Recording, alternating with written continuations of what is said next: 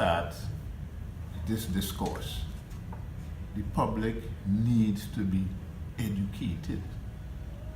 A lot of us, especially us users, really don't know the difference between decriminalization and legalization. A lot of us believe that legalization would give us free reign to use wherever and whenever we like. And we need to be educated about that. We also need to be educated about the dangers of using marijuana because of the availability and the acceptability of marijuana. A lot of us don't see it as being harmful. One of the things that they boast about is that marijuana is not addictive. Marijuana is addictive. What happens is probably take a long while before the dangers manifest itself, before the effects manifest itself. But marijuana is a dangerous drug. Most users, what they know about marijuana is not based in fact. It is based in myth. And after a while, because when we become dependent upon it, we of ourselves start making all sorts of excuses for the use. Talk about it being holy herb, the healing of the nation, it's good for asthma, and all the different things. One of the most propagated myths is that it helps you to study. Marijuana cannot help you to study.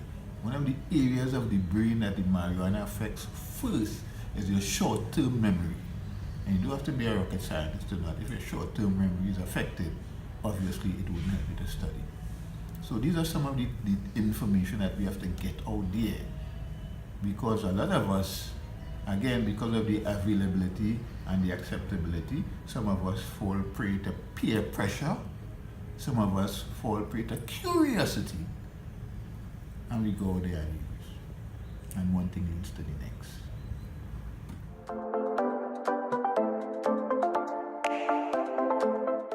I think the youths are more at risk of using because of the availability, because of the acceptability, the peer pressure, the curiosity. They will be more inclined to use. Hence, we need to educate them about the effects of marijuana. Marijuana is a long-acting drug in that the effects doesn't really kick in until way down. And it is not easy to recognize these effects. So we have to educate them as to what to look for. The thing about it is once you become addicted, you of yourself now begin to give excuses for your use and justify their use. That is part of the addiction cycle. So we have to educate them early so then they would make the proper choices. A lot of them will fall prey because of the experimentation and the curiosity. But if they are given the right education, the right facts, they would make the right choices. I honestly believe so. Like how do they get into it? I would believe the most popular introduction to marijuana is curiosity and peer pressure. Just sometime this week, I am looking at a clip.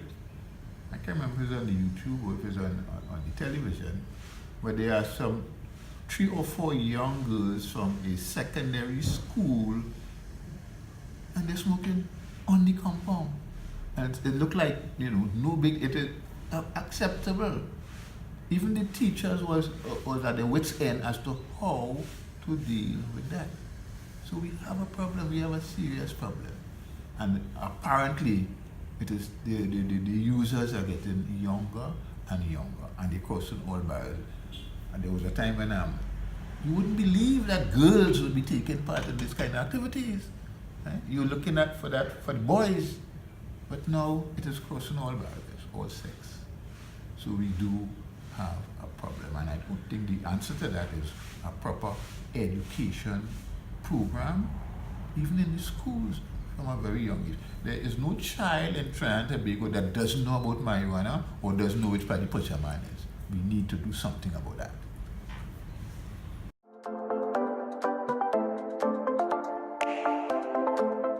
Over the years, FIA has had an ongoing, what we would call addictions program, where we deal with people who have problems with drug use / addictions. We've been going out there to schools and different communities and organizations and trying our best to educate the public about it. We have an ongoing addiction support group where we meet Mondays, Wednesdays and Fridays, where people who have that problem could walk in off the street and come and join our group. This has been ongoing. As a matter of fact, this has been the genesis of Families in Action, and that's how Families in Action came about, and over the years we have been evolved to be who we are today.